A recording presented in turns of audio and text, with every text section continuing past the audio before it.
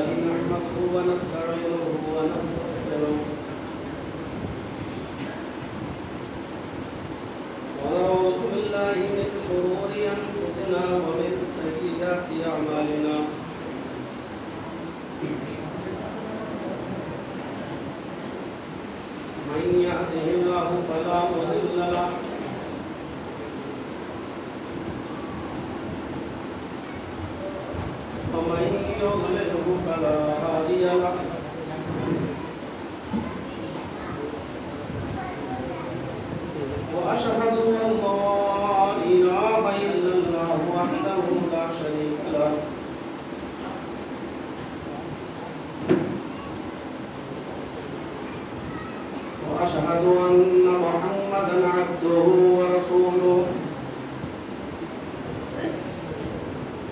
أما بعد فإن خير الحديث كتاب الله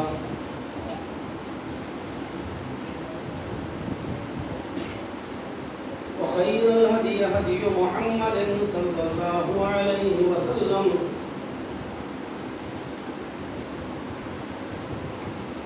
وشر الأمور محدثاتها وكل محدثة بدعة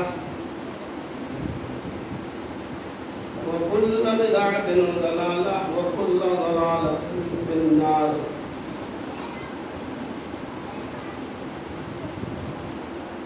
أعوذ بالله من الشيطان الرجيم۔ بسم الله الرحمن الرحيم۔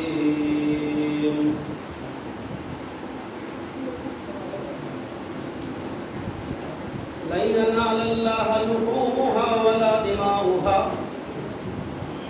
ولكن يناله التقوى منكم۔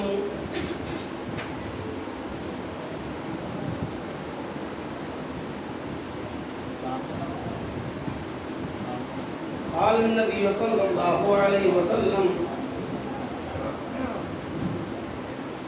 إنما الأعمال بالنيات وإنما لكل امرئ ما نوى۔ رب اشرح لي صدري ويسر لي أمري واحلل عقدة من لساني يفقهوا قولي۔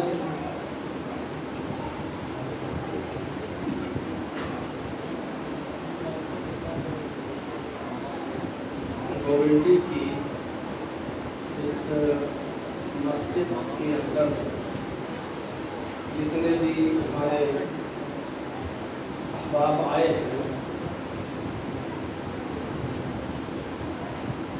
وہ سب موقر سامعین حضرات اور مسجد کی بالائی حصے میں بیٹھی ہوئی اسلامی خواتین ماں و بہنوں، قوم و ملت کے لائق پر نوجوانوں اور مستقبل کے ہونہار عزیز بچوں، بہت لمبی لمبی اور بڑی تقریر کا یہ موقع نہیں ہے.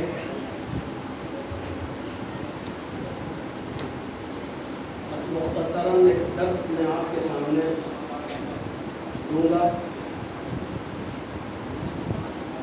مولانا اشرف صاحب کی زبان سے آپ سن ہی چکے ہیں. تقریباً 15-16 دن سے اس کی ممبئی میں ہوں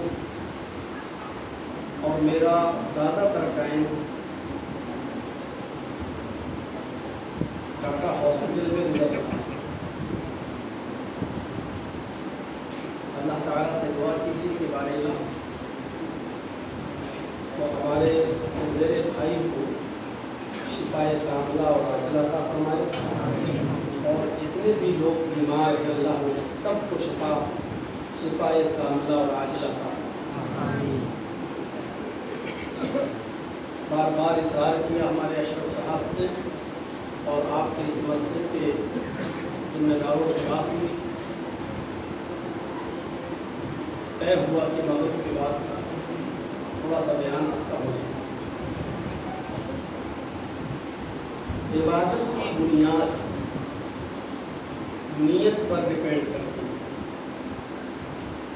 آپ چاہے کتنی ہی نمازیں پڑھ لیں اور کتنے ہی روزے رکھ لیں، کتنے ہی حج کر لیں، کتنی ہی قربانیاں دے لیں اور کتنا ہی صدقہ اور خیرات کر لیں، لیکن ان تمام عملوں کا دار و مدار نیت ہے.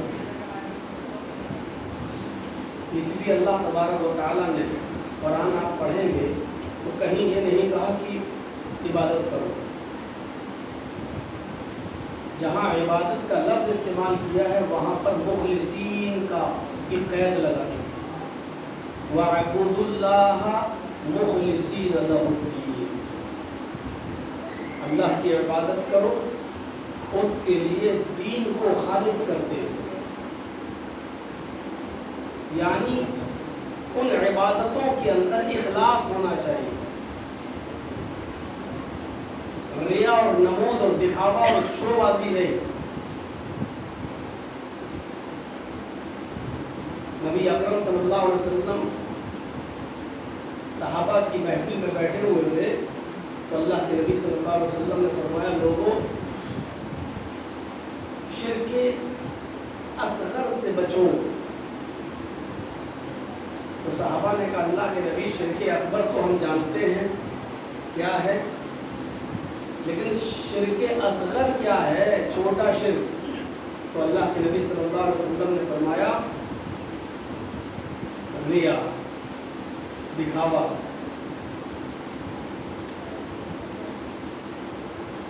سنیچر کو مسجد میں نہیں دکھائی دیے، اب سنڈے کو مسجد میں نہیں آئے، منڈے کو مسجد سے غائب رہے، منگل کو بھی کسی نے شکل نہیں دیکھی، بدھ کے دن بھی مسجد میں نہیں دکھائی دیے، جمعرات کو بھی نہیں. جو سنیچر سے لے کر جمعرات تک مسجد میں نہیں آیا، جمعے کے دن نہا دھو کر 12 بجے اگلی والی صف میں بیٹھا، سعودی عرب کا رومال بھی ڈال لیا ہے، جنت الفردوس کی خوشبو بھی لگا دی ہے. اب اس سے پوچھو صاحب آج پورے ہفتے نہیں دکھائی دی، آج کیسے آئے ہو؟ آج جمعہ ہے. اچھا جمعے کو اللہ تعالیٰ دیکھتا ہے، جمعے کا خیال رکھتا ہے، اس کا مطلب کل نہیں دیکھ رہا تھا، بدھ کو نہیں دیکھ رہا تھا، منگل کو نہیں، پیر کو نہیں، اتوار کو نہیں، سنیچر کو نہیں، مطلب جمعے ہی کو دیکھتا ہے. ارے نہیں یار مولانا کیسی باتیں کرتے ہو، جمعہ تھا اس لیے جمعے کے دن تو جائیں گے. ارے بھائی جب 6 دن تم اللہ سے نہیں ڈرتے ہو تو آج کیوں ڈر رہے ہو؟ جب آج جمعہ ہے. اچھا جمعہ ہے تو کیا ہوا، آج بھی نہیں آتے؟ ارے مولانا صاحب آپ کا دماغ ٹھیک ہے، ارے ہم جمعے کے دن اگر نماز نہیں پڑھیں گے تو ہمارے سماج میں ہمارے محلے میں لوگ کیا کہیں گے کہ دیکھو کتنا بڑا کمینہ انسان ہے، جمعے تک کی نماز نہیں پڑھتا. ہفتے میں ایک دن ہم مسجد میں آئے صرف جمعے کو، اور وہ بھی اللہ کے ڈر سے نہیں بلکہ سماج सोसाइटी और मोहल्ले वालों के डर से। गांव वाले क्या कहेंगे, समाज वाले, मोहल्ले वाले क्या कहेंगे। अब आपका ये एक दिन जुमे को भी आना और रुकू करना, इमाम के साथ सजदा करना, इस पे आपको 1% भी सवाब नहीं मिलेगा, बल्कि ये रुकू और सजदा आपका अल्लाह को नहीं बल्कि समाज को हो रहा है। यही शिर्क है। ये भी शिर्क है कि हम कोई इबादत अल्लाह के लिए नहीं, मोहल्ले वालों के डर से पढ़ने के लिए।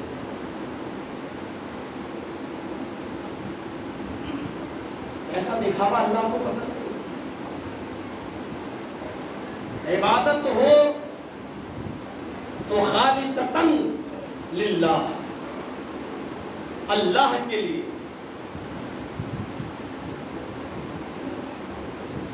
हदीस की किताबों में भरा पड़ा है, दोस्ती करो किसी से तो अल्लाह के लिए, दुश्मनी करो तो अल्लाह की, अपनी जाती मफाद के लिए नहीं।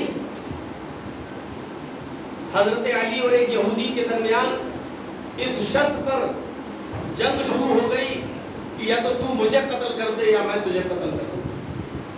और दोनों तलवारें लेकर निकल आए, लड़ने लगे। बहुत देर तक लड़ाई हुई दोनों के दरमियान। लास्ट में यहूदी गिर गया और हजरत अली उस यहूदी के सीने पर बैठ गए और उसका गला पकड़ के दबाने लगे, किसको मार ही डालो, क्योंकि लड़ाई इस शर्त पे हो रही थी, या तो मुझे मारो मैं तुम्हें मारो, चलो। उसके हलक पर उंगलियां रख ली और दबाने के लिए तैयार। उस यहूदी ने अपने मुंह में बहुत सा थूक जमा किया और हजरत अली के चेहरे पर थूक दिया। जाहिर बात है, हम दबाएंगे, कोई थूकेगा तो हाथ अपना हट गया, पोंछना शुरू कर देगा। तो हजरत अली ने गिरफ्त छोड़ दी और अपना थूक पोंछना शुरू कर दिया। उसके बाद और गुस्सा आया। अब जो और बढ़ा गुस्सा, उसमें तो करीब था कि बस 1 मिनट भी नहीं लगेगा इसको मारने। इतना गुस्सा आया कि दबा दूं, लेकिन बजाय दबाने के उसके सीने से भी उठ गए और छोड़ दिया और कहा जा। उसने कहा अली अजीब मामला है, हमारी और आपकी लड़ाई तो इसी शर्त पे हो रही थी कि तुम मुझे मार दो या मैं तुम्हें मार दूं, और तुम मुझ पर गालिब भी आ गए, मेरे सीने पर भी सवार हो गए और मेरे गले को दबाना भी शुरू कर दिया। फिर मैंने मजीद गुस्सा दिलाया आपको और आपके चेहरे पर थूक दिया, और मैंने देखा कि थूकने के बाद आपको और ज्यादा गुस्सा आया। उस गुस्से में तो मुझे मार ही डालना चाहिए, लेकिन जब गुस्सा बढ़ गया तो आप उसमें मारा नहीं, आपने छोड़ दिया। गुस्सा आपका बढ़ा, लेकिन उस इजाफी गुस्से में तो बजाय मारने के आपने मुझे छोड़ दिया। तो हजरत अली ने जवाब दिया, हाँ, जब तक मैं तुझसे लड़ रहा था वो अल्लाह के लिए, मैं तेरे सीने पर सवार हुआ तो अल्लाह के लिए। तू मेरा दुश्मन नहीं, मेरे रब का दुश्मन है, मेरी शरीयत का दुश्मन है। मैंने तेरा गला दबाया अल्लाह के लिए, और तुझे मारने की प्लानिंग मैंने की तो अल्लाह के लिए। लेकिन जब तूने मेरे चेहरे पर थूक दिया तो मुझे और गुस्सा आया। उस गुस्से में अगर मैं तुझे मार देता तो वो मौत अल्लाह के लिए नहीं होती, वो मेरा जाती इंतकाम होता, क्योंकि वो गुस्सा मेरा जाती गुस्सा था जो तेरे थूकने के बाद मेरे ऊपर आया। और मैं जाती इंतकाम क्यों लूँ? तुमने मेरी ज़मीन और जायदाद थोड़ी कब्जा की है, हमारी लड़ाई तो अल्लाह के लिए थी, इसलिए मैंने तुझे छोड़ दिया। जब तक लड़े अल्लाह के लिए, गुस्सा आया तो लगा कि गला दबा ही तू, लेकिन छोड़ दिया। क्यों? क्योंकि मजीद गुस्से में अगर मारा गया तो ये जाती इंतकाम होगा, फिर इस लड़ाई में इसको मार देने के बाद हमें कोई सवाब नहीं मिलेगा, ये मेरा जाती इंतकाम। ये था रहन सहन भी, और किसी से दोस्ती और दुश्मनी का मायार भी अल्लाह। कुर्बानी के ताल्लुक से तो बाकायदा अल्लाह ताला ने फरमाया, लन यनालल्लाह लुहूमुहा वला दिमाउहा वलाकिन यनालुहु तक़वा मिनकुम। तुम जो कुर्बानियां अल्लाह के लिए पेश करते हो, कुर्बानियों के जानवर लाते हो, मुसलमानों सुनो, तुम्हारे कुर्बानियों के जानवरों का ना तो गोश्त अल्लाह को पहुंचता है, ना उसका खून अल्लाह को पहुंचता है। फिर क्या पहुंचता है? वलाकिन यनालुहु तक़वा मिनकुम, बल्कि वो तुम्हारे दिलों का तक़वा देखता है, तुम्हारे दिलों का खुलूस देखता है, नीयत देखता है कि तुमने किस नीयत से कुर्बानी की। हम तो बकरा ही नहीं खरीदते, देखते हैं पड़ोसी से हमारा झंझट चल रहा है, कारोबारी मुकाबला है, पहले ये देखता हूँ कि ये कितने का बकरा लाता है, वो 10,000 का लाया, बीवी ने कहा 10,000 का आया, अच्छा, अब वो गया 2-3 दिन के बाद 15,000 का लाया, सिर्फ ये दिखाने के लिए देख तो 10 का लाया, 15 का लाया। अच्छा वो इतना गरीब है तो एक कर रहा है, लोग क्या कहेंगे, इसने भी ये किया, 2 लाए, 3 लाए, यहाँ झंझट ही खत्म कर दिया। लन यनालल्लाह लुहूमुहा वला दिमाउहा, न खून पहुंचता है न गोश्त, वलाकिन यनालुहु तक़वा मिनकुम, खुलूस देखता है तुम्हारी नीयत क्या थी। हमारे यहाँ चले आइए यूपी में, और जिस बस्ती में हम रहते हैं, गरीबों में गोश्त कम तकसीम होता है, नेता लोग ज्यादा आ जाते हैं, मेरे इनसे ताल्लुकात, मेरे उनसे ताल्लुकात, पता चला वो एक नेता अकेले तो आता नहीं, उसके साथ 20-20 चमचे और आते हैं। दावत दी एक की, अब उसके साथ जितने चमचे आएंगे उसको भी तो खिलाया जाएगा, गरीबों को उनका हक पहुंच नहीं पाता है, और सारा गोश्त ये हांडी और उसके चमचे इन्हीं को चला जाता, और फिर शराब का दौर भी चलता है, मकसद है ही नहीं। इबादत शक्ल सूरत की बुनियाद पर नहीं होती है, और ना ये अल्लाह देखता है कि तुम कितने खूबसूरत हो, कितने बड़े बॉडी बिल्डर हो, तुम्हारी तंदुरुस्ती क्या है। इन्नल्लाह ला यंजुरु इला अजसामिकुम वला इला सुवरिकुम वलाकिन यंजुरु इला कुलूबिकुम, ये है मुस्लिम शरीफ की हदीस के अल्फाज। अल्लाह ताला तुम्हारे जिस्मों की तरफ नहीं देखता, तुम कितने हैंडसम हो ये अल्लाह नहीं देखता, तुम कितने हैंडसम हो ये अल्लाह नहीं देखता, तुम कितने खूबसूरत हो ये अल्लाह नहीं देखता। वला इला सुवरिकुम, तुम्हारी शक्लें कैसी हैं, तुम कितने खूबसूरत हो, हसीन हो, जमील हो, स्मार्ट हो, अल्लाह ये भी नहीं देखता। फिर क्या देखता, वलाकिन यंजुरु इला कुलूबिकुम, वो तुम्हारे दिलों को देखता है, तुम्हारे दिलों में नियत क्या है, वो इस नियत को देखता है, रंग और शक्ल नहीं। वही हजरत बिलाल थे जिनके बारे में हदीस की किताबें कलहुमा का लफ्ज इस्तेमाल करती हैं।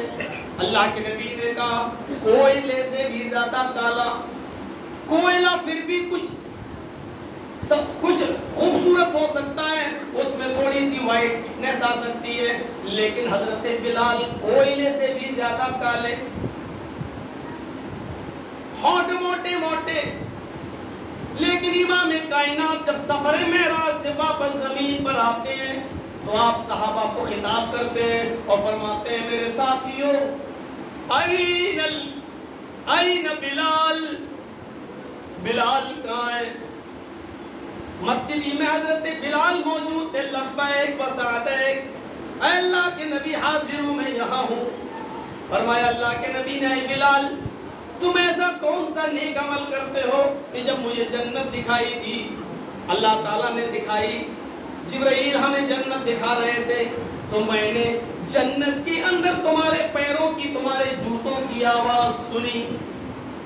हजरत बिलाल कहते हैं पता नहीं है अल्लाह के रसूल, जितना सब अमल करते हो उतना ही मैं भी अमल करता हूँ, शायद एक चीज मेरे अंदर इजाफी हो कि मैं कभी बगैर वुजू के नहीं रहता हूँ।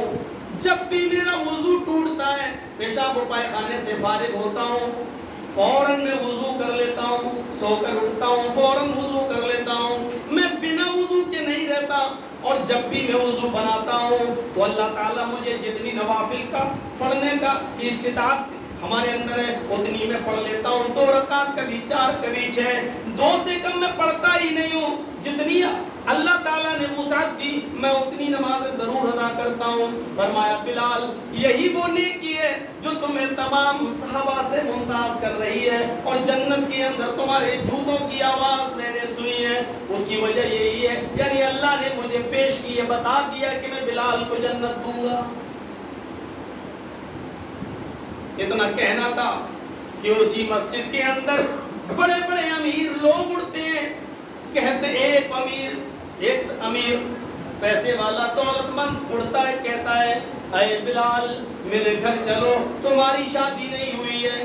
अरे बिलाल मेरे घर में मेरी खूबसूरत बेटी मौजूद है, एक नजर मेरी बेटी को देख लो, अगर तुम्हें पसंद आ जाए तो मैं अपनी बेटी का निकाह तुम्हारे साथ करने के लिए तैयार हूँ। अरे बिलाल मेरी बेटी तुम्हारी बीवी बन जाएगी तो वो भी तुम्हारी सोहबत में नेक अमल करने वाली हो जाएगी, और मेरी बेटी को भी तुम्हारी सोहबत में रहकर जन्नत मिल जाएगी, और नेक और दीनदार लड़के से निकाह के इवज़ अल्लाह शायद मुझे भी जन्नत दे दे। मेरे प्यारे साथियों जज्बा देखिए आप, अमल अल्लाह ताला ने ये नहीं देखा कि कौन कैसा है। हजरत बिलाल के लिए भी अल्लाह के नबी ने कहा मैंने जन्नत के अंदर तुम्हारे जूतों की आवाज़। नियत कभी कभी ऐसा होता है कि इंसान जानबूझकर बुरा काम नहीं करता लेकिन हो जाता है। बुखारी शरीफ के अंदर एक वाक़या है, अल्लाह का एक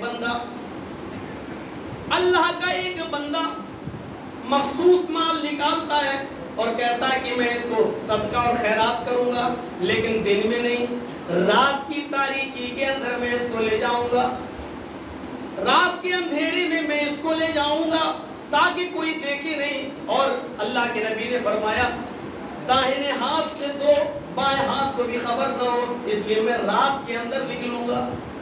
देखिए नियत कितनी अच्छी थी इसकी।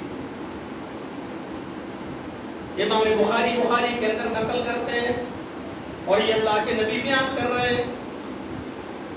रात गुजर गई, ये आदमी सदका और खैरात की नियत से अपना माल लेकर निकलता है, काफी माल लेकर निकलता है। वो चाहता है किसी जरूरतमंद को मैं सदका और खैरात दूं, लेकिन इत्तेफाक देखिए उसने रात ही के अंदर एक आदमी को देखा जो चादर अपने सर पर रखे हुए हैं और कहीं जा रहा है। इसने सोचा ये आदमी जरूरतमंद लग रहा है, गरीब आदमी है। इसने पूछा मेरे भाई तुम कहाँ जा रहे हो? तुम्हें मालूम नहीं रात में आदमी क्यों निकलता है? जा रहा हूं, नहीं बताना चाहता। लगता है तुम जरूरतमंद हो? उसने कहा जी जरूरतमंद है। वो समझा कोई और जरूरत, हर इंसान को किसी न किसी चीज की जरूरत है। रात में हम जा रहे, हो सकता है हमारा कोई बिजनेस हो, हमारा कोई कारो, जी जरूरत है, हम जरूरतमंद हैं। उसने सदका और खैरात पूरा जो लेके आया था सब पूरा का पूरा उसको दे दिया। तुम जरूरतमंद हो, जाओ तुम। अभी चला आया, रात में तहज्जुद पढ़ी, फजर तक जागा, फजर की नमाज मस्जिद के जमात से अदा की, फिर निकला बाजार की तरफ गया। सूरज निकलने के बाद थोड़ा अपनी मस्जिद अपने घर के बाहर निकला टहलता हुआ, तो इसके कानों में आवाज गई। कुछ लोगों ने इसको बताया, अरे भाई आज तो कमाल हो गया है। क्या हुआ? अल्लाह का एक नेक बंदा चुपके से सदका और खैरात करना चाहता था। वो रात की तारीकी में सदका और खैरात करने के लिए निकला, लेकिन बेचारा धोखा खा गया। वो किसी गरीब को सदका और खैरात नहीं दे सका, उसने सदका और खैरात किसी अमीर को कर दिया। जिसको दिया वो अमीर था, बहुत बड़ा पैसे वाला था। इस आदमी ने लोगों के सामने कुछ नहीं कहा, और अमीर के लिए सदका है ही नहीं। शरीयत तो अमीर को सदके का हुक्म ही, सदका अमीर के लिए बताया ही नहीं। अब ये घर आया, कहता है अल्लाह देख मेरी नीयत अमीर को देने की नहीं थी, गलती हो गई मुझसे, पूरी तरीके से मैं जानकारी हासिल नहीं कर सका, लेकिन मैं क्या करूं? میں نے سمجھا ضرورت مند ہے، رات میں کوئی ضرورت مند ہی تو نکلے گا، میں نے اس کو دے دیا، لیکن اللہ امیر کو دینا جائز نہیں تھا، لیکن میں دھوکہ کھا گیا میں نے، لیکن میری نیت امیر کو دینے کی نہیں تھی، ضرورت مند کو دینے کی تھی۔ اے اللہ امیر کو صدقہ اور خیرات دینے کی عوض تو میری گرفت مت کرنا، میرے پاس اور بھی مال ہے، آج میں پھر لے کر نکلوں گا اور کسی غریب کی میں مدد کروں گا۔ یہ رات ہو گئی، کافی رات گزر گئی، یہ رات کی تاریکی میں پھر نکلتا ہے، رات کے اندھیرے میں صدقے کا مال لے کے پھر جاتا ہے، کسی غریب آدمی کو تلاش کرتا ہے۔ اس نے آج کی رات پھر ایک آدمی کو دیکھا، چادر اوڑے ہوئے، چہرہ چھپائے ہوئے، اس نے کہا بھائی تم چہرہ کیوں چھپائے؟ اس نے چہرہ کھول لیا، جی کہیے کیا بات ہے؟ کہا تم اتنی رات میں کہاں نکلے ہو؟ اس نے کہا کہ میرے کافی بچے ہیں، میرے پاس کھانے پینے کو نہیں ہے، اس لیے میں نکلا کہ اللہ کا کوئی بندہ مجھے کچھ دے دے، میں اپنے بیوی بچوں کا پیٹ پال سکوں۔ اس نے سوچا کہ یہی آدمی ضرورت مند ہے، اس نے دوسرے دن بھی صدقہ و خیرات اس آدمی کو دے دیا، پہلے تو امیر کو دیا، لیکن دوسرا جس آدمی کو دیا سمجھا کہ یہ ضرورت مند ہے اور دے کے چلا آیا اور تہجد کی نماز پڑھا، پھر کہتا ہے اللہ آج واقعی میں نے ضرورت مند کی مدد کی۔ لیکن نماز فجر کے بعد گھر آیا، قرآن پڑھا، پھر نکلا بازار کی طرف گیا، آج پھر بازار میں چرچے سنتا ہے، لوگ کہہ رہے ہیں اللہ کا نیک بندہ آج بھی دھوکہ کھا گیا ہے، وہ صدقہ اور خیرات دینا چاہتا تھا کسی غریب کو، لیکن آج وہ دھوکہ کھا گیا ہے، آج اس نے چور کی مدد کر دی، وہ چور تھا جس کے ہاتھ میں صدقہ اور خیرات دے دیا، وہ تو رات میں چوری کے لیے نکلتا۔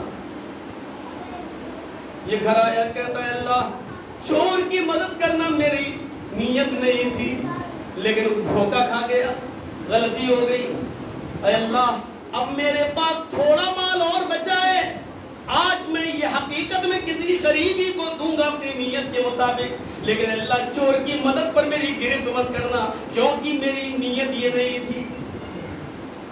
بخاری شریف کی حدیث آگے بڑھیے، رات کافی گزر گئی، اب یہ تیسرے دن بھی صدقہ اور خیرات کی نیت سے نکلتا ہے مال لے کر اپنا، اور یہی پورا ساسا تھا، جب مال لے کر نکلتا ہے تو اب راستے میں اس کو ایک عورت ملی، اس نے پوچھا بہن کیا ہے؟ کچھ نہیں، کسی مجبوری میں نکلی ہو؟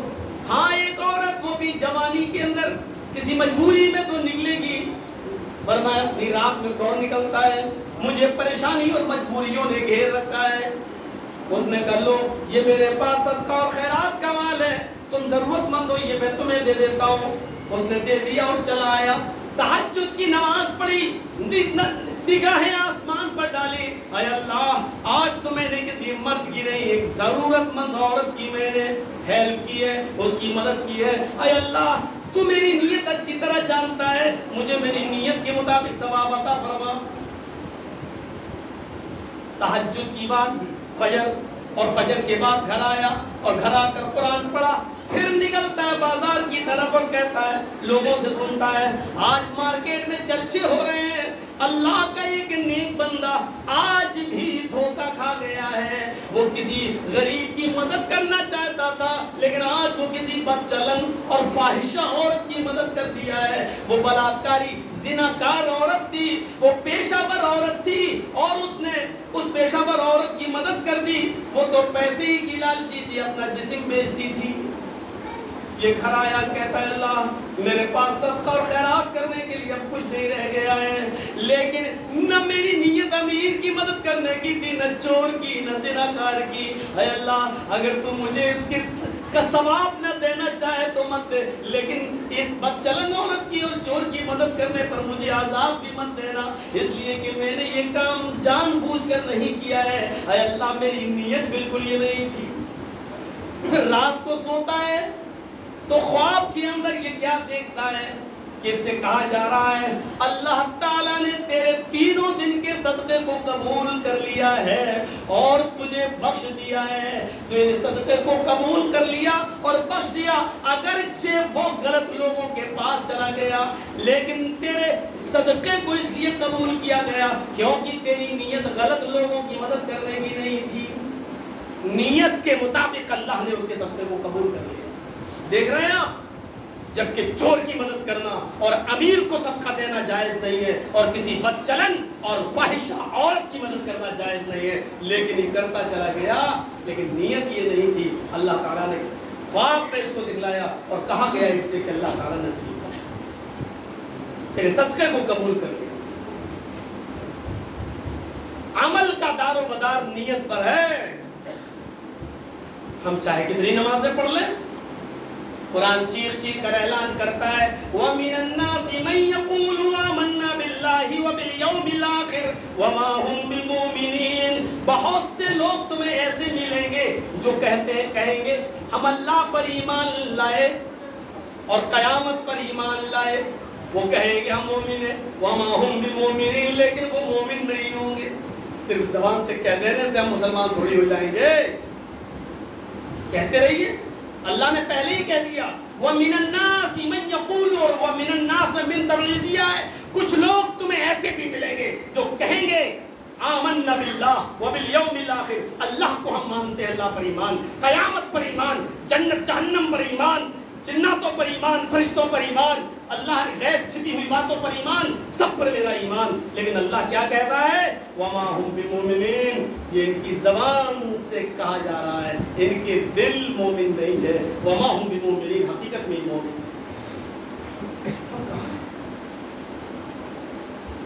کام کتنا اچھا, صدقہ کرنا, خیرات کرنا, غریب کی مدد کرنا, لیکن دیتا کس کو چلا گیا؟ بدچلن عورت کو, چور کو, امیر کو, جو بظاہر جان بوجھ کر اگر دیا جاتا تو گناہ گار ہوتا یہ شخص, لیکن جان بوجھ کر نہیں, دھوکہ کھا گیا.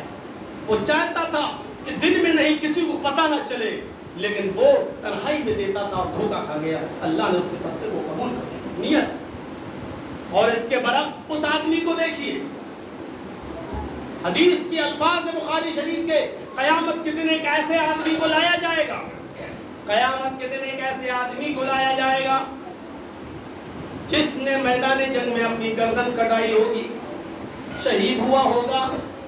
اللہ تعالیٰ اس آدمی کو سامنے کھڑا کر کے کہے گا میں نے تجھے زندگی دی تھی, بتا تو نے اس زندگی کا کیا کیا, اپنی زندگی میں کیا کیا.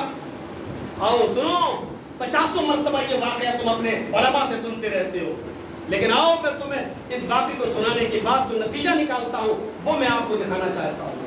اللہ پوچھے گا میں نے زندگی دی کیا کیا, کہے گا اللہ تو سب کچھ جانتا ہے, پھر مجھ سے پوچھ رہا ہے. نہیں, سب کے سامنے بتاؤ.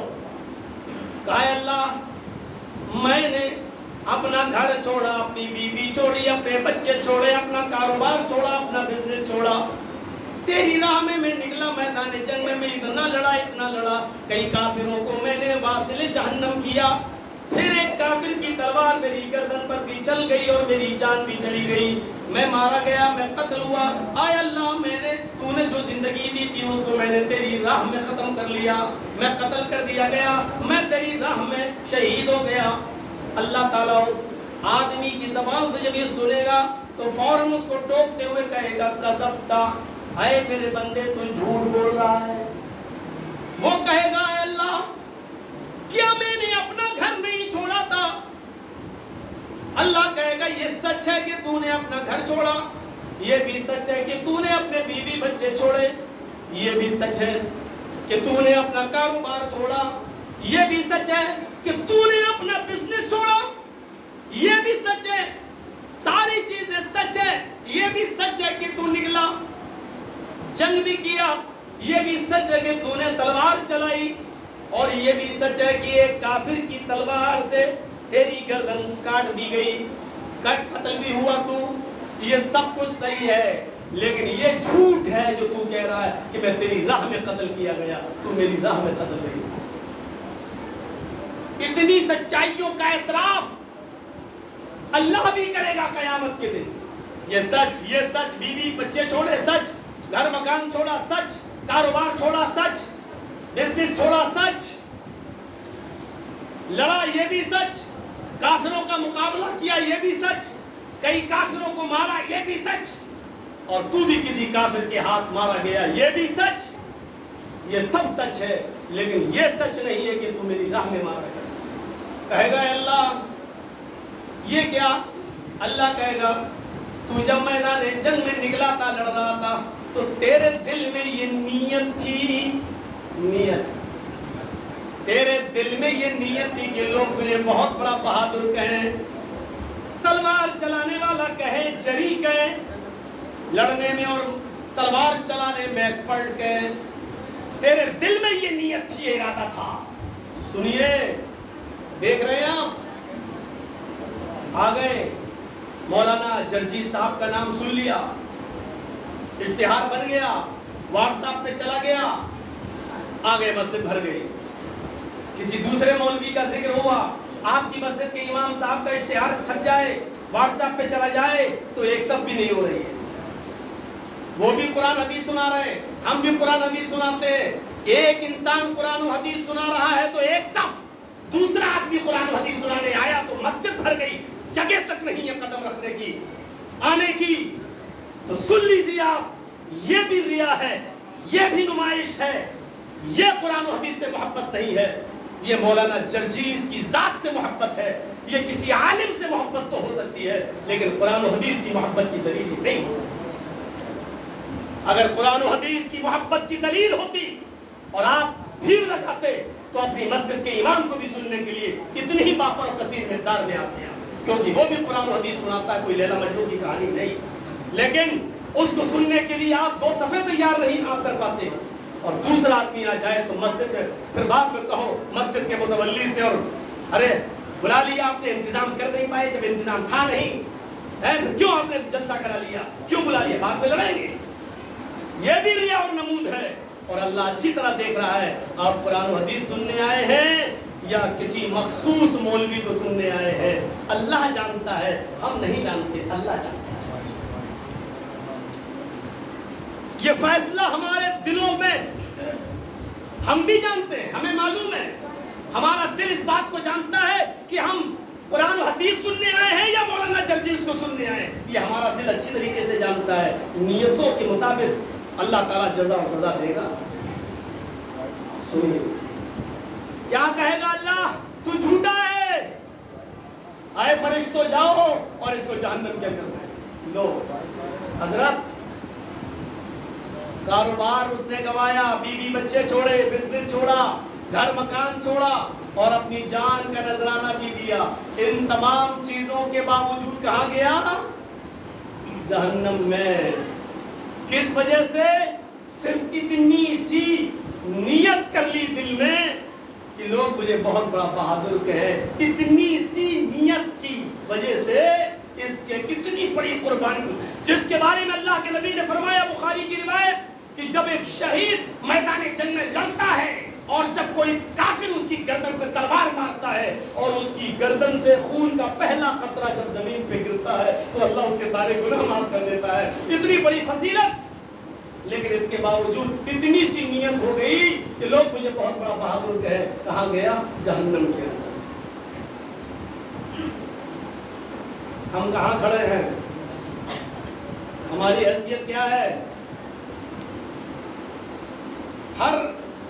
ہم عبادت کر نہیں سکتے، کم سے کم سوچ تو سکتے ہیں، سوچیں ہم کہاں کھڑے ہیں، ہم کتنے کام دکھاوے کے لیے کرتے ہیں، ریا نمود ہمارے اندر ہے، شوبازی ہمارے اندر ہے۔ مسجد میں بھی کوئی آدمی، ایک پنکھا اس نے دیا، کتنا فلپس کا دیا، اچھا میرے پڑوسی نے دیا مسجد میں، ہم اے سی دیں گے مسجد۔ مطلب اس لیے کہ چرچا یہ ہو کہ دیکھو اس سیٹھ نے پنکھا دیا، ہم نے اے سی دی۔ اے سی دینا غلط نہیں ہے، لیکن یہ غلط ہے کہ اس نے پنکھا دیا تو ہم اے سی دیں گے، یہ غلط ہے۔ نیتیں بدلو، اور نیتوں کے اندر خلوص ہونا چاہیے۔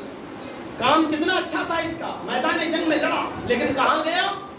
جہنم میں۔ کیوں؟ کام تو اچھا تھا لیکن نیت غلط۔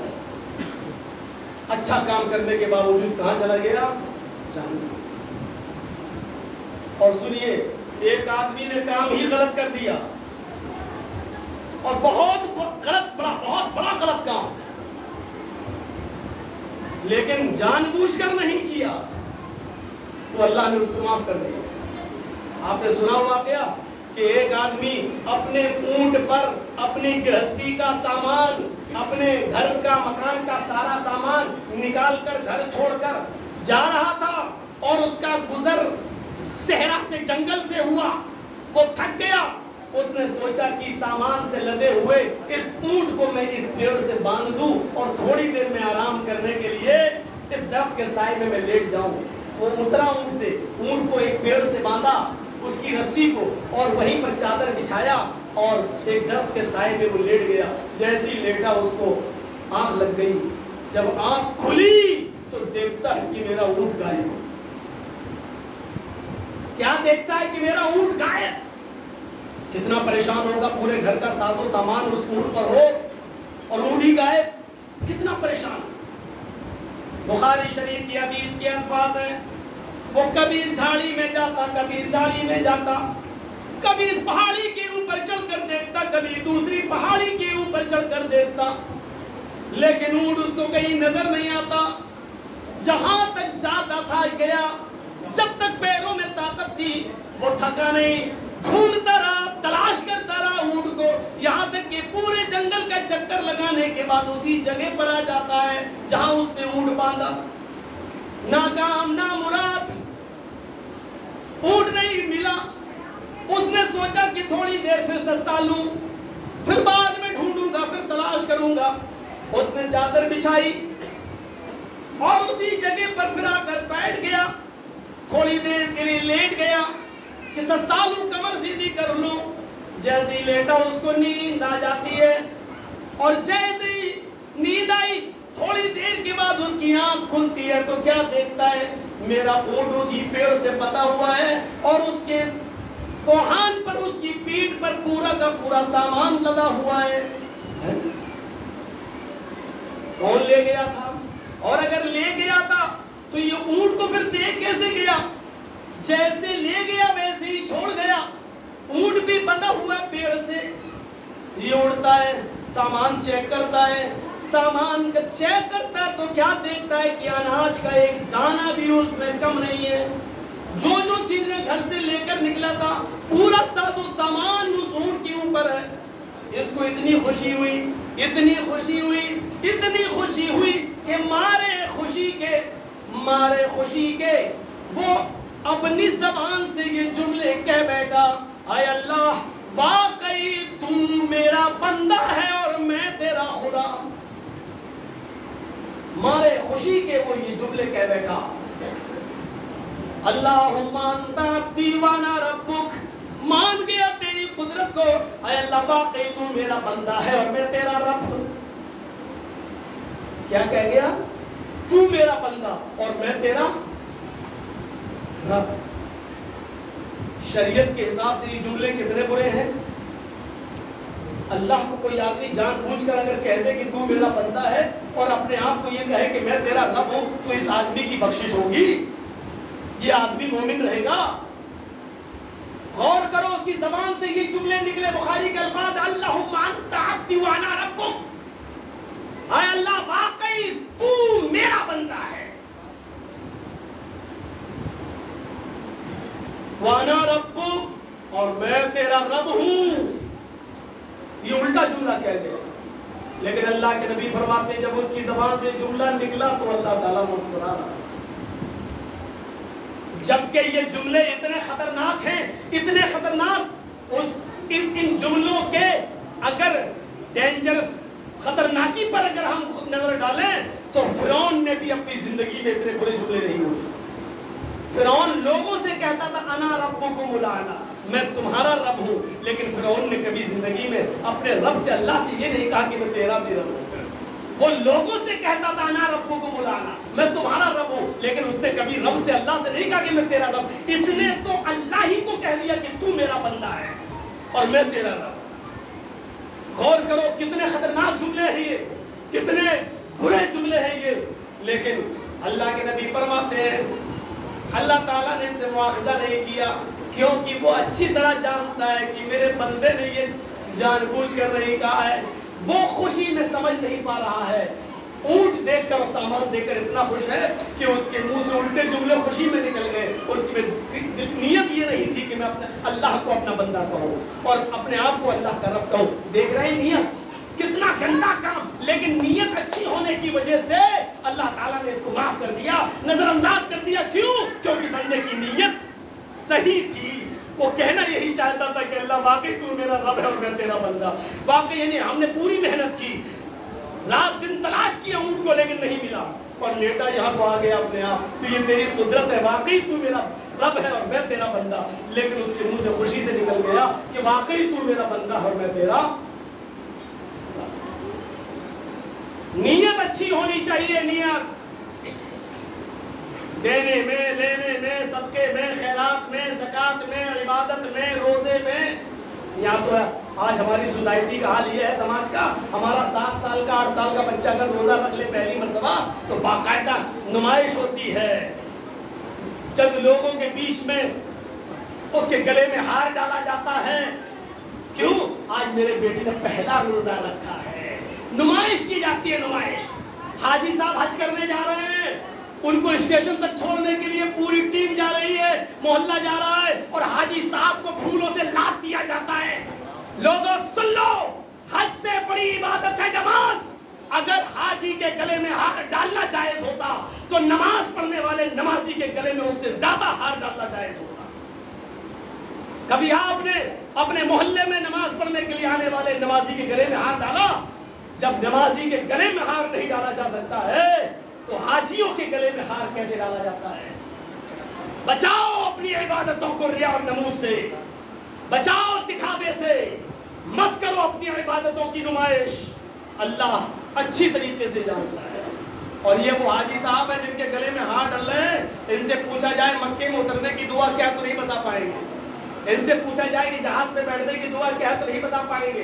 ان سے پوچھو کہ کعبے میں جب پہلی نظر پڑے تو اس وقت ہمیں کیا پڑھنا چاہیے, نہیں بتا پائیں گے. لیکن کون ہے؟ حاجی صاحب, حاجی صاحب. اور وہاں سے آئیں گے تو کھانا اور کھلائیں گے حج کا. اگر حج کا کھلانا جائز ہوتا تو نماز پڑھنے کا کھلانا بھی جائز ہوتا. میرے بھائیوں, شریعت نے صرف 2 کھانوں کو سنت قرار دیا ہے, بس 2 کھانے. ایک, جب آپ کا بچہ 7 دن کا ہو جائے اور جب آپ اس کا عقیقہ کریں تو عقیقے کی دعوت میں جانا جائز ہے. اور دوسرا, جب آپ نکاح کریں تو دوسرے دن جب لڑکی کی ودا ہو, رخصتی ہو, تو دوسرے دن صبح ہو کر یا شام کو اس کا ولیمہ کیا, آپ کا ولیمہ کیا جائے. ولیمہ سنت اور عقیقہ سنت. اس کے علاوہ شریعت نے اور کوئی کھانے نہیں بتائے ہیں جن کو آج ہم دین سمجھ کر, پھر سن لو, جس کو آپ شریعت سمجھ کر, جس کو آج ہم دین سمجھ کر کھلا رہے اور پلا رہے ہیں. کھترے کا کھانا, فلاں کا کھانا, یہ سب شریعت کے اندر نہیں چلتا. اور ہاں سنیے, نیت پر بات ہو رہی تو یہ بھی سن لیجیے. اذا التقى المسلمان بسيفيهما فالقاتل والمقتول في النار. بخاری مسلم شریف کتاب الجہاد کے الفاظ. جب 2 مسلمان تلواریں لے کر باہر نکل آئیں, بڑی زبردست حدیث, اس سے آپ کو اندازہ لگ جائے گا کہ نیت کیا ہوتی ہے. جب 2 مسلمان لڑتے ہوئے دونوں تلواریں باہر لے کر نکل آئیں, اس زمانے میں تلوار چلتی تھی, اس لیے تلوار کا ترجمہ میں کر رہا ہوں. اگر آج کے زمانے میں بندوق اور پسٹل چل رہی ہے تو میں کہہ سکتا ہوں کہ 2 لوگ جب پسٹل یا بندوق لے کر باہر نکل آئے, چھری, کھنجر, چاقو, لڑنے مرنے کا, مارنے کا سامان دونوں لے کر نکل آئے, یہ اس کو مارے, یہ اس کو مارے, لڑ رہے ہیں دونوں, تو ظاہر بات ہے ایک مارے گا اور ایک مرے گا. ایک مارے گا اور ایک مرے گا. جس کی گولی پہلے نکل گئی اور دوسرے کو لگ گئی تو وہ مرے گا. ایک مرے گا اور ایک مارے گا. لیکن اللہ کے رسول نے جہنمی دونوں کو بتایا ہے. کیا فرمایا؟ فالقاتل والمقتول فی النار. قتل کرنے والا بھی جہنم میں جائے گا اور جس کو قتل کیا گیا وہ بھی جہنم میں جائے گا. جبکہ وہ قتل ہوا ہے بیچارہ, وہ اس نے مارا نہیں ہے, قتل نہیں کیا, لیکن وہ تو خود مارا گیا, مر گیا, لیکن جہنم میں وہ بھی جائے گا. ھذا القاتل فما بال المقتول یا رسول اللہ. صحابہ نے سوال کیا, اللہ کے رسول جو مر گیا وہ بھی جہنم میں جائے گا؟ ہاں. ارے وہ تو مر گیا, اس نے مارا تھوڑی ہے, پھر وہ کیوں جہنم میں جائے گا؟ اس نے قتل تھوڑی کیا ہے, وہ تو خود مارا گیا. تو اللہ کے رسول نے اس کا جواب کیا دیا؟ قتل ہونے والا جس کو قتل کر دیا گیا، مارا گیا، وہ اس لیے جہنم میں جائے گا انہو کان حریصا علی قتل صاحبی، کیونکہ اس کے دل میں بھی یہ نیت تھی کہ میں اپنی تلوار سے اس کو قتل کر دوں، اس کے دل میں بھی یہ چاہت تھی کہ میں اپنی تلوار سے اس کو ماروں، وہ بھی یہ چاہتا تھا کہ میں اپنی بندوق سے اس کو قتل مار دوں، نیت کی وجہ سے وہ جہنم میں جائے گا۔ میرے پیارے ساتھیوں، یہ نیت ہے، نیت۔ ہم اپنی نیتوں کو دیکھیں، نیتوں کو، اور اسی وجہ سے سالم ابن عبداللہ ابن عمر نے ہشام ابن عبد الملک کا نذرانہ لینے سے منع کر دیا تھا۔ ہشام ابن عبد الملک مکے کے اطراف کا خلیفہ تھا۔ ہشام ابن عبد الملک ساری باغ ڈور اس کے ہاتھ میں تھی، اور حضرت سالم ابن عبداللہ ابن عمر وہ ایک ایسا احرام پہنے ہوئے تھے جس میں کئی جوڑ لگے ہوئے تھے 12۔ کون؟ سالم ابن عبداللہ۔ کون سالم؟ اگر ہم اس کو اپنی زبان میں کہیں تو حضرت عمر فاروق کے پوتے۔ کون؟ حضرت عمر فاروق کے بیٹے عبداللہ اور عبداللہ کے بیٹے سالم، تو حضرت عمر کے کون ہوئے؟ پوتے۔ حضرت سالم ابن عبداللہ ابن عمر خانہ کعبہ کا طواف کر رہے، ان کے جسم پر پیبند لگا ہوا، جوڑ لگا ہوا احرام ہے۔ ہشام ابن عبد الملک کی نظر دوران طواف ان کی اوپر پڑ گئی۔ پوچھا لوگوں یہ آدمی کون ہے؟ لگتا بڑا غریب ہے، اس کو بیت المال سے مدد ملنی چاہیے۔ بتایا گیا کہ یہ سالم ابن عبداللہ ابن عمر ہے، یہ حضرت عمر فاروق کے پوتے ہیں۔ ہشام ابن عبد الملک کے پیروں کے نیچے سے زمین سرک گئی، یہ عمر کے پوتے ہیں، اور یہ حالت ہے کہ ان کے پاس احرام بھی لپیٹنے کو نہیں ہے، ان کا گھر کا گزر بسر پھر کیسا چلتا ہوگا؟ وہ عمر جنہوں نے 22 لاکھ مربع میل پر حکومت کی ہو، 22 لاکھ مربع میل پر حکومت چلائی ہو، آج جو اسرائیل ہے، فلسطین ہے، یمن ہے، شام ہے، سعودیہ ہے، عراق ہے، ایران ہے، آذربائیجان ہے، اردن ہے، مصر ہے، یہ سارے آج الگ الگ ملک ہو گئے ہیں۔ پہلے یہ سب حضرت عمر فاروق کے زیر نگرانی تھے، آج تو الگ الگ کنٹری بن چکے ہیں، الگ الگ ملک۔ 22 لاکھ مربع میل پر حکومت کی حضرت عمر فاروق، ان کے پوتے کا یہ حال ہے، ان کے پوتے کا۔ ہمارے یہاں تو یہ حال ہے میرے پیارے ساتھیوں، لوگ اپنے آپ کو فقیر کہتے ہیں، لوگ اپنے آپ کو غریب کہتے ہیں، لوگ اپنے آپ کو کہتے ہیں کہ ہم جھولے والے ہیں، لیکن جب امریکہ کا راشٹرپتی جب آتا ہے تو اس کو ریسیو کرنے کے لیے 10 لاکھ روپے کا سوٹ پہن کر اس کو ریسیو کرنے کے لیے، جب اس دیش کا فقیر 10 لاکھ روپے کا سوٹ پہننے لگے۔ چھوڑیے، آپ لوگوں میں ہمت نہیں ہے یہ سب سننے کی، یہ سب سن لو گے تو کل سے مسجد کا متولی کہے گا مولانا صاحب ہمیں رحم کرو، آج کے بعد تمہاری انٹری نہیں ہے۔ یہ سب بہار اور بنگال والوں کا ہی کلیجہ ہے، یہ سب سن لیتے ہیں، سب بہار اور بنگال والے انہی کا کلیجہ ہے، آپ کے کلیجے نہیں اتنے بڑے۔ کل ہمارے پاس فون آ جائے گا مولانا صاحب ماحول خراب کر دیا۔ چھوڑیے میرے بھائیوں، جب اس دیش کے فقیر کا یہ حال ہو تو اندازہ لگائیے آپ حضرت عمر فاروق نے کیا چھوڑا، کیا چھوڑا؟ ان کے بیٹے عبداللہ کو نہیں ملا، اور عبداللہ کا بیٹا سالم پھٹا ہوا احرام پہنے طواف کر رہا ہے، تو حضرت ہشام ابن عبد الملک بھی طواف کرنے لگے اور سوچنے لگے کہ اس سے ملاقات کی جائے سالم سے۔ ملاقات ہوتے ہوتے طواف کرتے کرتے دونوں ایک دوسرے سے ٹکرا گئے، کہنے لگے کیا تم سالم ابن عبداللہ ہو؟ انہوں نے کہا جی۔ آپ نے مجھے پہچانا؟ کہا مجھے پہچاننے کی کیا ضرورت ہے، اللہ کے اس گھر میں تم بھی آئے ہو، میں بھی آیا ہوں، تمہیں بھی کچھ مانگنا ہوگا اور مجھے بھی کچھ مانگنا ہی ہے، ہم بھی اللہ کے فقیر، تم بھی اللہ کے فقیر، اس سے زیادہ اور تعارف کی ضرورت نہیں ہے مجھے۔ پھر طواف کرنا شروع کر دیا، دوسرا چکر لگا، اور سن لو مجھے معلوم ہے نماز کا ٹائم، میرے بھائیوں دوبارہ پھر ٹکراؤ ہو گیا، تو کہا کہ آئے سالم ابن عبداللہ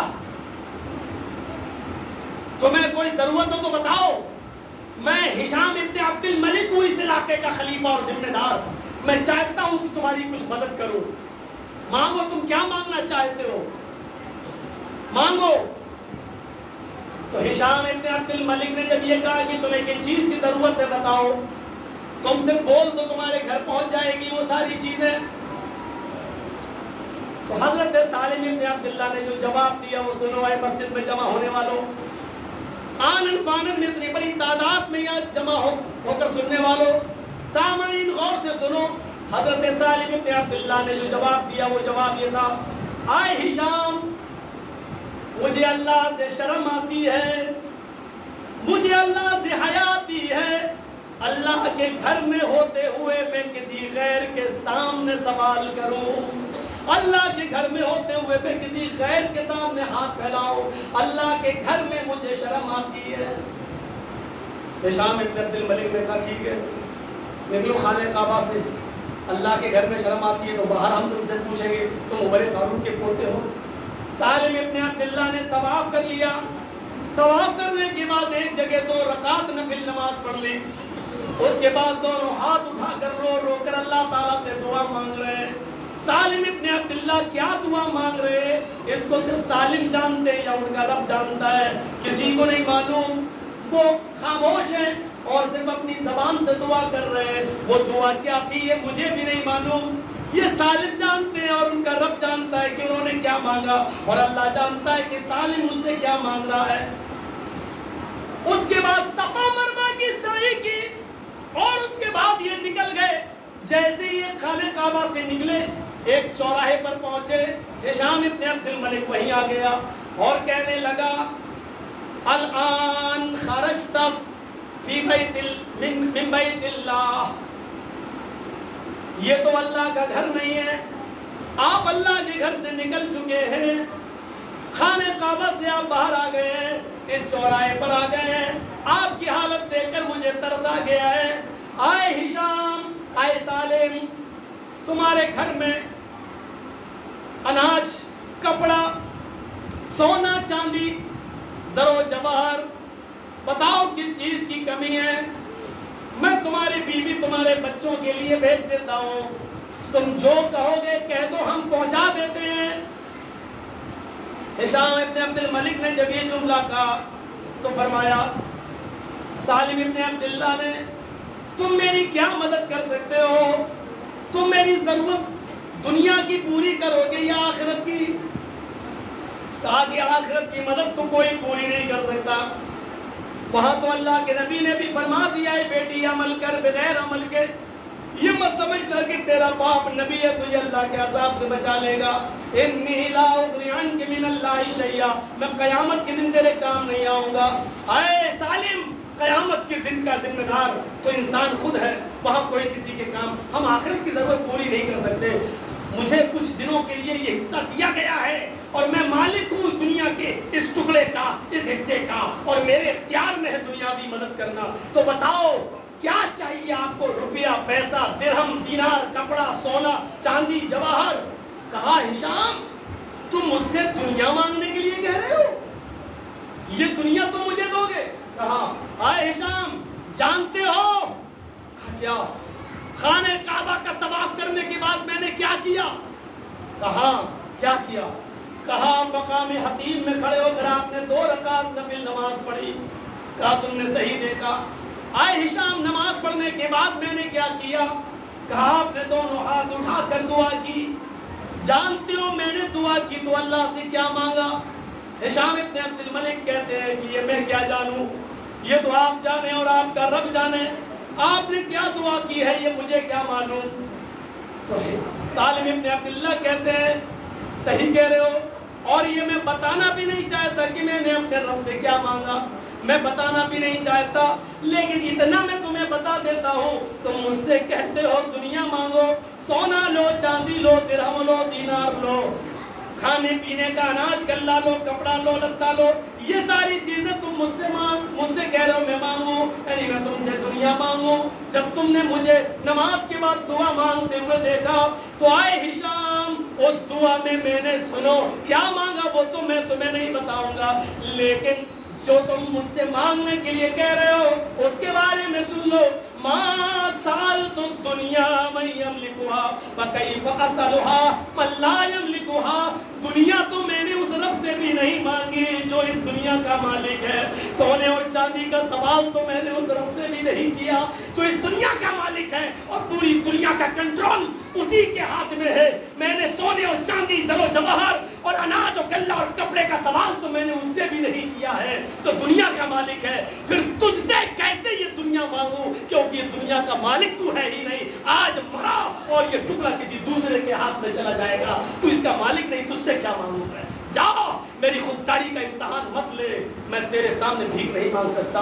अल्लाह मुझे जिस हाल में रखा हुआ है मैं खुश हूँ। नियत देखिए इनके दिल कैसे पाको साफ। क्या मांगा ये मैं नहीं बताऊंगा अपने रब से, लेकिन दुनिया तो मैंने उससे भी नहीं मांगी, दुनिया का सवाल तो मैंने उससे भी नहीं किया। और चंद टकों में बिकने वालों, मैंने कई मर्तबा कहा है, आज देख लीजिएगा, अपने इलाके में भी देख लीजिएगा। आज एक अच्छी किस्म की भैंस खरीदो मीडियम क्वालिटी की तो कम से कम 15-20 हजार की मिलेगी। एक मीडियम क्लास का बकरा बकरी खरीदो तो वो भी आपको 10-15 हजार का मिलेगा। और एक नॉर्मल कुत्ता भी अगर खरीदो अपने घर की निगरानी के लिए, मैं ये नहीं कह रहा हूं कि पालो, गलत नतीजा मत निकालना। अगर आप नॉर्मल किस्म का कुत्ता भी अगर आप खरीदें तो माफ कीजिएगा वो भी 15 से 20 हजार से कम का आपको नहीं मिलेगा।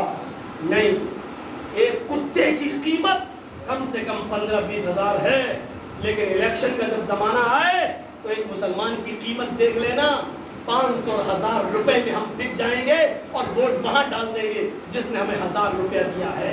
एक नॉर्मल और एक मामूली कुत्ते से भी कम कीमत है आज हमारी जमीन की, हमें उससे भी कम कीमत में खरीद लिया जाता है। ये हमारे दिलों का हाल है, कह लेने दो। मुझे मालूम है इसके बाद हमें तकरीर के लिए बुलाया जाएगा या नहीं, ये तो आने वाला वक्त बताएगा, लेकिन जब आए हैं तो कह देने दो मुझे। मेरे भाइयों, ये आज हमारी हालत है। 500 और 1000 रुपए में हमारा ईमान बिक जाता है, हमारा जमीन बिक जाता है, हम बिक जाते हैं। कुत्ते से भी कम कीमत है आज हमारी, कुत्ते से। खुददारी को हमने ताक पे रख दिया है, ताक पर। वो खुददारी कुछ और थी। वो इमाम बुखारी, दिल्ली वाले इमाम बुखारी की बात नहीं कर रहा हूँ, वो इमाम बुखारी रहमतुल्लाह अलैह जिन्होंने 16 साल की मुद्दत में बुखारी शरीफ, उस जमाने के बादशाह ने कहा उनसे, हमारे बेटे को पढ़ा दोगे? उन्होंने कहा जी। 2-4 दिन के बाद इमाम बुखारी से बादशाह की मुठभेड़ हुई। कहा आप आए नहीं पढ़ाने, आपने पढ़ाया नहीं मेरे बच्चे को, आप आए नहीं। कहा आपका बच्चा आया ही नहीं मेरे घर पढ़ने के लिए। कब मेरा बेटा आपके घर पढ़ने जाएगा? कहा और क्या, जहाँ गरीबों के बच्चे आते हैं। नहीं, आपको मेरे घर आना पड़ेगा पढ़ाने के लिए। उन्होंने कहा नहीं, कुरान और हदीस का इल्म सीखने के लिए, तश्नगी और प्यास को बुझाने के लिए चल कर आना पड़ेगा। और आपके बेटे को मेरे घर पे ही नहीं, जिस चटाई पर गरीबों के बच्चे बैठते हैं उसी चटाई पर बैठकर आपके बच्चे को पढ़ना पड़ेगा। अलग से पढ़ाने के लिए मेरे पास वक्त नहीं है। बादशाह ने कहा तुम्हें मालूम है किससे बात कर रहे हो? कि हाँ, इसीलिए मैं अपना बोरिया बिस्तर पहले ही संभाल चुका हूँ। मैं तुम्हारा मुल्क छोड़ने के लिए तैयार हूँ, लेकिन तुम्हारे घर कुरान और हदीस पढ़ाने के लिए आकर हम किताब और सुन्नत की तौहीन बर्दाश्त नहीं कर सकते हैं। कुरान और हदीस का इल्म अगर सीखना है तो मेरे घर में अपने बच्चे को भेजो। ये कुरान और हदीस चलकर तुम्हारे घर नहीं आएगा, उसका समंदर तुम्हारे घर नहीं आएगा। प्यासा कुएं के पास आता, कुआं प्यासे के पास नहीं। आज हम मौलवियों की इज्जत तो इसीलिए नीलाम हो चुकी है, क्यों कि आओ हमारे घर हमारे बच्चों को पढ़ा दो, और हम घर घर पारा पढ़ाने के लिए चले जाते हैं सिर्फ 500 रुपए को 1000 रुपए में। उलमाए इकराम से मेरी गुजारिश है, अपनी औकात को पहचानो, अपनी इज्जत को पहचानो। अल्लाह की कसम तुम इस जमीन पर नायब रसूल हो। अल्लाह की कसम जब तुम जमीन पर चलते हो तो फरिश्ते अपना पर बिछाते हैं और समंदर की मछलियां तुम्हारे लिए दुआ करती है। हमारे जमीर, इन मुल्ला और मौलवियों के जमीर, यहाँ के चंद साहूकार और सेठ अगर खरीदना चाहे तो अपने आप को इतना हम बना लो कि कोई अमीर आपकी हमारी सौदेबाजी न कर सके, और 1000 और 2000 और 5000 रुपए में हमें अपना गुलाम तसव्वुर न करे। अपनी औकात को पहचानो। तुम्हें जनाब मोहम्मद रसूलुल्लाह ने अल-अंबिया वरसतुल अंबिया कहा है, तुम अंबिया के वारिस हो। अपने इल्म की तौहीन मत करो। अपने कमरे में, अपने हुजरे में बुलवाओ बच्चों को, यहाँ पढ़ाएंगे, चाहे कितने बड़े सेठ का लड़का हो, चाहे कितने बड़े अमीर का बेटा हो। किताब और सुन्नत की तो कम से कम कदर करो। अपनी इज्जत को पहचानो। मेरे जुमले जरा सख्त जरूर हो गए हैं, लेकिन माफ कीजिएगा, حقیقت پر مبنی ہے. میں نے ہومیوپیتھک نہیں آج آپریشن سے کام کیا ہے. میں نے چھری چلائی ہے کیونکہ مجھے معلوم ہے کہ یہ زخم اتنا بڑھ چکا ہے کہ اب ہومیوپیتھک دوا سے نہیں. ہومیوپیتھ کے بارے میں مشہور ہوا یہ مرنے کے بعد فائدہ کرتی ہے. تو اب اتنا لمبا ہم کہاں انتظار کریں؟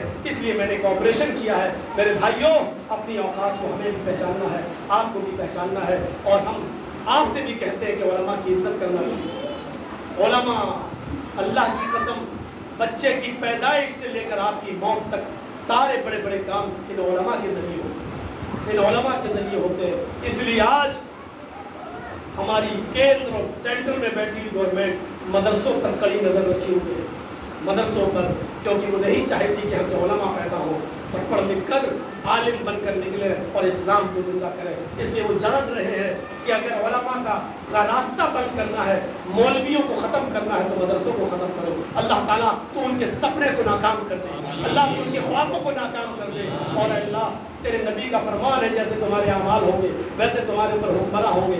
اللہ ہماری بدعمالی کی وجہ سے ہمارے اوپر غلط حکمراں مسلط ہو گئے. اللہ ہمیں اپنے اعمال کی اصلاح کرنے کی توفیق عطا فرما اور پھر ہمارے اوپر اچھے حکمرانوں کو مسلط فرما. اے اللہ انصاف پسند لوگوں کو ہمارے اوپر مسلط فرما.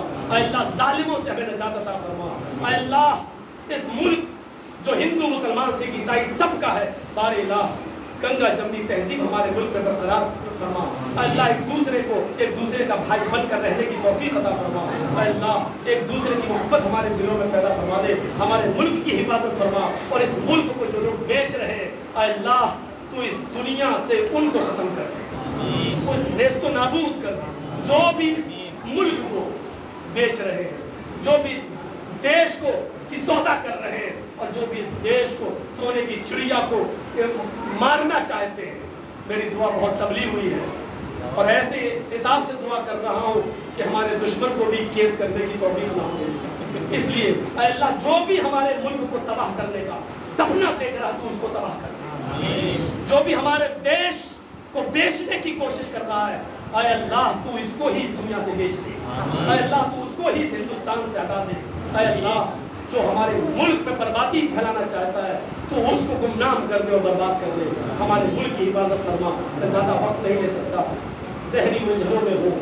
بہت بڑا ڈیسیژن میں نے لیا ہے, جس کے باپ نہیں ہے, ماں نہیں ہے, 2 جوان بچیاں ہیں, اس کے آپریشن کی ذمہ داری میری ہے.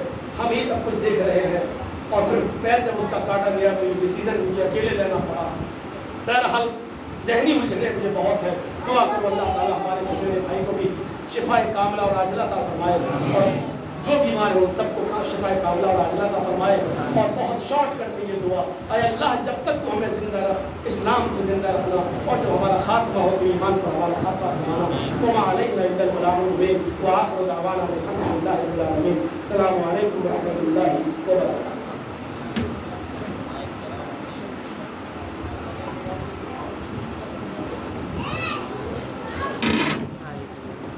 السلام علیکم.